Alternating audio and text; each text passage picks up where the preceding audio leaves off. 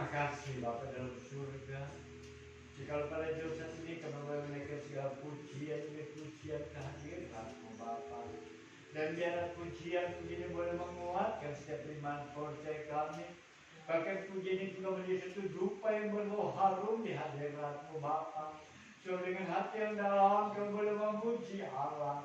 Dengan kesungguhan kami mengagungkan akan Engkau ya Bapa. Engkau adalah Allah yang penuh dengan kasih. Engkau adalah Allah yang selalu memperhatikan kehidupan kami. Bahkan Engkau juga adalah menjadi kekuatan dalam kehidupan kami. Itu sebabnya Bapaknya kepadamu ya Bapa. Seluruh kehidupan ini kami perserahkan ke dalam tangan-Mu. Dan mari Bapa juga pada jam saat ini Bapa. Jadi tiba saat itu kami boleh belajar dengan firman-Mu. Sebab dengan firman-Mu ya Bapa. Bagikan pelita di tempat yang gelap. Bagikan Tuhan berada dalam di dalam perahu kehidupan menjadi mercusuar di dalam samudera kehidupan ini Bapa. Ya kami jangan terarah, kami jangan menjadi kesasar. Yang boleh terarah dengan pimpinan bimbingan firman-Mu. Bagi juga dengan firman-Mu juga Bapa. Bagikan vitamin yang memberikan kami kekuatan, yang memberikan kami kemampuan, bahkan yang juga menjadi batu godam yang dahsyat ya Bapa, yang menghancurkan dalam segala angan-angan kami yang begitu keras. Tapi kami yakin bahwa dengan kuasa firman-Mu kami boleh dipimpin dan dibimbingnya untuk kami boleh memperoleh janji-janji yang Allah berikan itu harta warisan dalam surga. Terima kasih Bapa. Mari Bapa ajar kami berdiam di bawah kaki-Mu. Sembunyikan hamba di belakang kuasa salib-Mu Bapa. Hanya kuasa-Mu Bapa yang selalu kami dambakan dalam nama Tuhan Yesus. Kami berdoa dan mengucap syukur. Haleluya. Amin. Shalom. Puji nama Tuhan kalau pada jam saat ini kita boleh kembali bersama-sama memuji. Kita boleh kembali bersama-sama mengagungkan Tuhan. Kita boleh kembali bersama-sama belajar dengan firman Tuhan. Sebab dengan firman Tuhan kehidupan kita bisa terarah. Sehingga kita tidak lagi diombang-ambingkan dengan pengajaran. Sebab setiap kali kalau kita boleh diombang-ambingkan dengan pengajaran, saya ingat sekali peristiwa kalau kami selalu mancing bertiga dan mereka semua sudah almarhum. Yaitu kami, orang tua, dan yang namanya Cekapo. Kami selalu bertiga. Dan sejak kami mulai ada di Muara Karang, kami selalu bertiga. Bahkan sampai pernah di kamar kami masih bermancing dengan bertiga berempat dengan tukang berat. Tapi selalu saja ada perbedaan pendapat. Yang satu bilang kita ke timur, sebab di pulau air, sebab ini angin timur. Lalu yang satu bilang, oh tidak, kita arah ke sana. Kalau semua nanti gak dapat mancing, siangnya paginya kita gak dapat mancing, kita pergi ke Karangtanduk. Sebab di Karangtanduk itu sarangnya halu-halu, yaitu menjadi tabungan kami. Kalau kami gak dapat malu, kami pasti lari ke situ. Nah itu Karangtanduk saudara gak bisa lihat dengan peta, sebab tidak ada di peta. Dan saudara juga tidak bisa lihat antara kita bisa meraba dan kita akan melihat bahwa dia ada karang itu kurang lebih pada air surut itu kurang lebih ada 3 meter di bawah permukaan laut ya, bawah permukaan laut itu karangnya. Jadi pada saat air pasang dia bersama-sama sekitar 7 sampai 8 meter di bawah ya bawah permukaan laut. Nah, itu sebabnya seringkali kalau sudah mulai berdebat begitu, kami sudah berjalan, kami sudah keluar, lalu dibilang begini, karena orang tua adalah nakodanya, dia pegang kemudi. Sekarang begini aja, kita saw perahu satu lagi, nanti kamu kaki satu di sini, kaki satu kamu di situ kok. Ya nggak bisa dong terbalik. Tapi itulah kecebur saya bilang. Dia bilang ke orang tua, sebab itu kita harus bersatu hati. Oh iya dah udah terserah dah. Yang penting saya mau mancing, dapat ikan katanya. Udah aja dulu. Dan memang seringkali kami nggak pernah gagal mancing, selalu dapat. Meskipun kadang-kadang bisa dalam satu perahu bisa 3 ikan yang makan. Kalau di depan selalu makannya sambil. Kalau saya dapat merah, kalau orang tua lain lagi dapatnya ikan kue menggali. satu pulau jarak 5 meter, tapi kalau berkat Tuhan yang atur. Dan kalau kamu selalu ngampat, tidak dua merah. Dan depan jalan dapat dapat. Nah, itulah soal rezeki Tuhan yang atur dan berjarak cuma 5 meter. Dan demikian di dalam kehidupan kita. Kadang-kala kita hidup, selalu bertentangan. Luar biasa, satu begitu, apa kita dengar pengajaran masuk. Dan sekali peristiwa, waktu orang Israel sudah ada di sana, sudah ada negeri perjanjian. Dan Ora dan Yosua sebagai pemimpin pada saat itu, karena tampuk itu sudah diserahkan kepada Yosua oleh Musa. Itu waktu dia menyeberang ke menyeberang sungai Yordan, menyeberang ke tanah Kanaan, maka sudah bergantung tampuk pimpinan kepada Yosua, sebab Musa meninggal dan dia hanya melihat dari kejauhan itulah negeri Kanaan. Sebab Musa bersalah di hadapan Tuhan, meskipun rakyat tidak ada yang tahu sebab disembunyikan oleh Tuhan. Tapi pada Musa dia berkata, engkau tidak bisa ke sana dan engkau hanya sampai di sini, kamu bisa melihat. Itu sebabnya tamu pimpinan mulai diserahkan pada Yosua, dan Yosua yang memimpin ke sana menyeberang sungai Yordan. Dan saat dia menyeberang, maka saat tahu Tuhan turun ke sungai Yordan, maka air terbelah, air terhalang, dan mereka bisa menyeberang sungai Yordan tanpa ada ketemu air. Dan setelah sampai di sana, mereka mulai berperang pada Yeriko. Mereka memerangi kota Ai meskipun kalah. Akhirnya 2 kali dia berperang, sebab ada dosa di dalam kehidupan orang Israel. Lalu mereka sampai tiba, maka mereka mulai dibagi-bagi kepada 12 suku. Ini suku William di sini, ini suku Manasye di sini. Semua diatur demikian rupa. Tapi apa yang terjadi?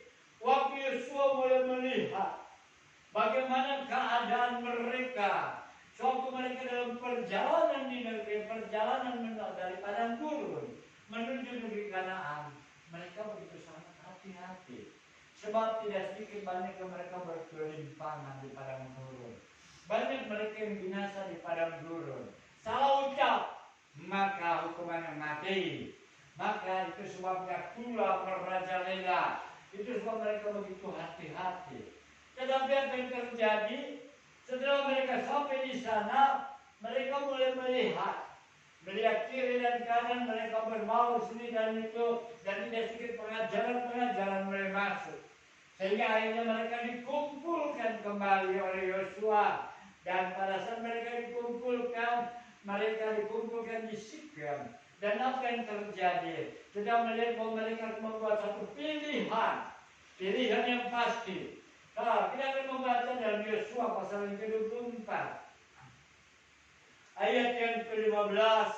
Kita akan membaca bersama-sama Yosua pasal 24 ayat yang ke-15.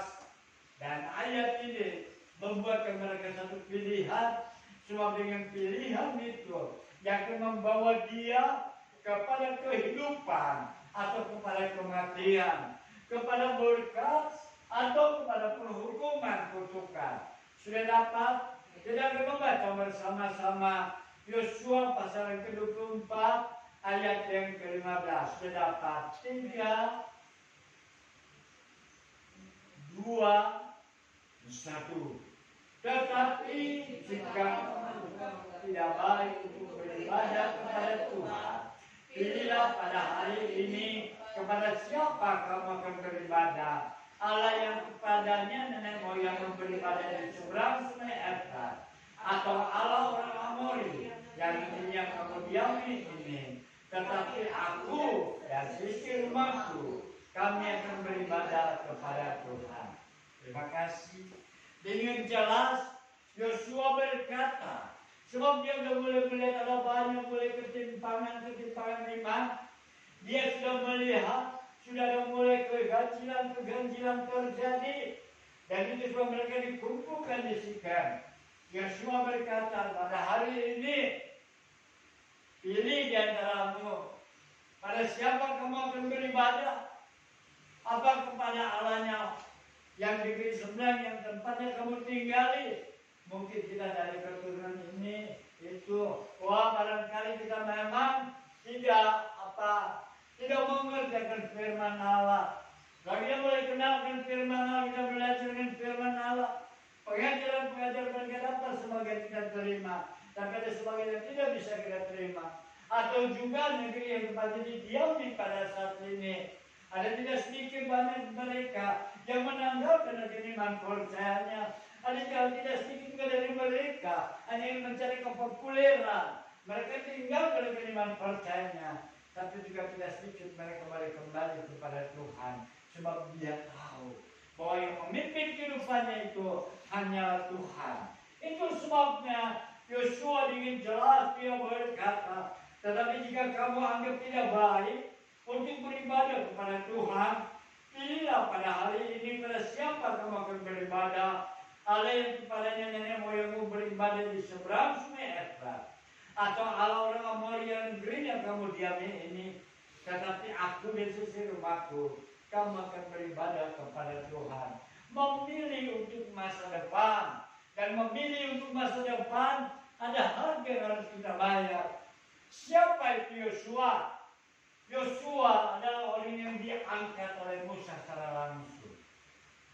Kalau kita melihat pada saat mereka sedang berperang, maka Musa panggil Yosua, kamu pilih orang-orang yang tangkas, kamu pilih orang-orang yang sanggup berperang. Sementara aku, Harun, dan Hur naik ke atas bukit, kami akan berdoa. Mereka berperang di bawah pimpinan pada Yosua. Waktu berperang dan ada kemenangan sebab tangan Musa terangkat. Saat Musa tangannya turun, maka kekalahan terjadi saat itu. Sehingga itu sebabnya ajudan-ajudan daripada Musa, mereka mengambil inisiatif. Mereka tidak topang sikunya, tapi mereka cari batu supaya Musa cepat ke atas batu. Yang kiri dan yang kanan, dan Harun, mereka hanya coba pegang pergelangan tangan, jangan sampai begitu lemas. Dan dia nggak perlu lagi topang dengan sikunya, sebab sudah tertopang dengan batu. Itu sebabnya kemenangan terjadi, dan itu sebabnya Yosua, dia tahu di mana posisi dia berada. Yosua tahu apa yang dia lakukan. Dia tidak pergi bersama dengan Musa. Dia tidak pergi pada urusan imam ke sana. Tapi dia pergi sesuai dengan instruksi daripada Musa. Dan yang kedua, Yosua juga punya komitmen tetap setia. Kalau kita membaca di dalam Keluaran pasal yang ke-24 13, maka Yosua diajak naik ke atas. Dan pada saat Yosua diajak ke atas, Yosua tidak bertanya-tanya, tidak berkata-kata, dan dia tidak argumentasi kepada Musa. Dia turut apa yang dikatakan Tuhannya. Dia naik ke atas. Waktu dia naik ke atas, rupanya dia yang menjadi saksi hidup. Sebab dia yang benar. Sebab Musa menerima 10 hukum Taurat dalam 2 buah batu. Jadi itu sebabnya waktu dia turun gunung, maka mereka mulai terdengar suara riuh rendah. Sehingga Yosua bilang, mungkin mereka dalam kemenangan. Oh, kata Musa, tidak. Sehingga ternyata dilihat, maka mereka bersorak-sorai, sebab mereka menunggu-nunggu, sebab kemungkinan Musa pergi ke sana kurang lebih 3 bulan di sana. Dia pergi di atas gunung itu. Itu sebabnya orang Israel mereka menuntut kepada Harun supaya mereka dibuatkan itu Allah yang memimpinnya. Sehingga Harun begitu marah, suruh kumpulkan emas, dibakar. Dan waktu sudah mulai dingin, maka terjadilah seperti anak lembu sapi. Mereka mulai angkat diri. Sehingga akhirnya mereka Musa marah, dan mereka giling halus itu dan dibuang ke sungai Kishon, dan di sana mereka minum air sungai itu. Sehingga akhirnya Musa naik ke atas. Dan waktu Musa naik ke atas, maka Yosua pun berdiam di situ. Dan sehingga akhirnya dikatakan dia tetap setia di dalam Keluaran pasal 33 ayat yang ke-11. Bahwa dia tetap setia, dia ada di situ. Dia menantikan kedatangan Tuhannya. Dia menantikan kedatangan daripada Musa. Dan dia tetap ada dalam rumah ibadah. Kehidupan sebagai orang-orang yang percaya. Kita melihat satu contoh yang luar biasa. Yang terjadi dalam kehidupan Yosua. Sebab Yosua begitu taat. Dan membantu tugas yang diberikan oleh Musa. Bahkan juga dia tidak pernah beradu argumentasi dengan Musa. Sehingga di dalam segala setiap kehidupannya penuh dengan segala kemenangan. Bahkan di saat setelah menghadapi peperangan, saat sedang mengalahkan Yeriko, peperangan yang beda daripada yang lain. Peperangan yang tidak diatur dengan kekuatan manusia. Peperangan yang tidak diatur dengan segala kekuatan perang. Dan peperangan itu juga tidak diatur dengan formasi-formasi dalam keadaan berperang. Tetapi dia menurut kata Tuhan. Sebab katanya kamu harus berkeliling kota Yeriko. Dan selama 6 kali dia berkeliling. Tapi Yosua juga pegang janji. Saat negeri itu mau diberikan kemenangan. Maka pada hari yang ke-7 mereka mengelilingi kota Yeriko. Mereka berkeliling 6 kali, mereka tidak bersuara. Tapi pada kali yang ke-7, pada hari itu juga mereka bersuara. Tapi dia berkata, ingat, ada tali yang tergantung di atas. Itu tali bukan merah kemis. Engkau selamatkan dia, keluarganya, semua yang ada untuk selamatkan dia. Itu Yosua. Sebagai panglima besar, dia komitmen dengan perkataannya. Dia begitu komitmen dengan segala janji. Sehingga akhirnya semua mati ditumpas. Tetapi keluarga yang di atas, keluarga Rahab, dia diselamatkan. Sebab dialah yang menyelamatkan Yosua dan Kaleb. Dialah yang diselamatkan waktu dia sudah meminta kota Yeriko itu. Dan Yosua pegang janji. Demikian di dalam kehidupan kita. Saat kita menyerahkan diri kepada Tuhan, tidak boleh memilih kepada Tuhan. Dia pegang janji dan dia pertaruhkan kehidupan saudara dan saya. Dimanapun posisi kita, apapun keadaan kondisi kita, dia sanggup membela kehidupan kita. Dan dia tidak pernah ingkar. Meskipun pada ayat yang lain, Yosua berkata, apabila kamu telah berjanji, engkau mau taat kepada Tuhan, hati-hati bahwa Allah yang kita sembah adalah Allah yang pencemburu. Allah yang kita sembah adalah Allah yang keras. Dia akan meninggalkan kita kalau kita meninggalkan dia. Dia akan membalaskan segala kesalahan kita kepada kita dan juga kepada keturunan kita. Tetapi dia bilang, dijauhkan, kata orang Israel. Kami tetap beribadah kepada Tuhan.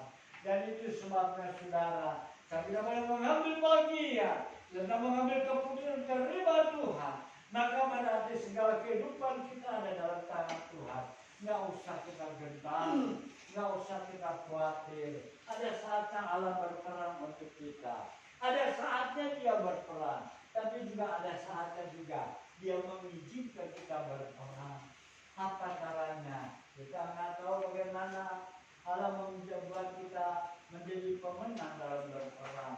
Tetapi dari hari ke hari dengan pengalaman iman kita akan diajar sehingga kita tahu bagaimana cara mempergunakan yaitu senjata-senjata rohani dalam menghadapi peperangan iman. Sebab itu biarlah sebagai orang-orang yang percaya. Kalau kita boleh melihat hal yang demikian, maka ada satu janji yang diberikan sebagaimana janji dalam Timotius. Dalam 1 Timotius pasal yang keempat, dengan janji situ dikatakan 1 Timotius pasal yang keempat ayat yang ke-8, Maka di berkata dikatakan latihan badan ini terbatas gunanya, tetapi ibadah itu berguna dalam segala hal karena mengandung janji baik untuk hidup ini maupun untuk hidup yang akan datang. Dia memberikan janji untuk hidup ini yang kita jalani, untuk hidup ini yang kita sedang lewati, yang kita semua sedang di dalam perjalanan bagaikan di padang gurun. Kita tidak tahu apa yang kita hadapi di depan. Kita tidak tahu apa yang sebenarnya kita jalani di depan kita. Barangkali bisa saja bahaya-bahaya yang menuntaskan kehidupan, yang mematikan kehidupan kita. Bagaikan ular-ular di padang gurun, dia akan mengeluarkan ular sedemikian rupa akan mematikan. Tapi bagi orang yang percaya bahwa kakinya itu ada terang, sebagaimana dalam Mazmur 19 dikatakan bahwa firman itu berpaling kamu di kakiku dan terang itu menerangi jalan kehidupan kita, akan menjauhkan segala binatang-binatang yang membahayakan kehidupan kita. Sebab itu biarlah kalau kita telah mengambil keputusan untuk terima Tuhan, jangan kita lagi undur pada Tuhan, dan terlebih kalau pada jam saat ini. Sebentar kita masih pada waktu-waktu yang tenang, di mana waktu yang tenang, maka kita dihadapkan baru banyak berdoa kepada Tuhan, memilih siapa menjadi pilihan kita. Ya kita boleh berpilih sesuai dengan segala kata hati, dan kalau ragu-ragu kita boleh belajar banyak berdoa. Sebab saya yakin juga ada banyak juga mereka sebagai pemula-pemula dalam mengambil keputusan untuk 5 tahun ini. Tapi satu perkara, banyak berdoa, meminta pimpinan Tuhan, banyak berdoa kepada mereka yang lebih dewasa, sehingga kita tahu siapa yang kita tuju. Sebagaimana kehidupan iman kita, demikian juga kehidupan kita dalam bernegara ini. Semua asasi diberikan, tapi mereka boleh memilih hati-hati dan ingin jalan demikian. Sebab kelangsungan kehidupan kita adalah suara-suara kita. Sebab itu kita boleh memilih sesuai pada kehendak Tuhan. Kalau ragu-ragu, banyak berdoa masyarakat sama kepada tadi. Dengan jalan demikian kita tahu siapa yang memilih kehidupan kita. Ku tahu siapa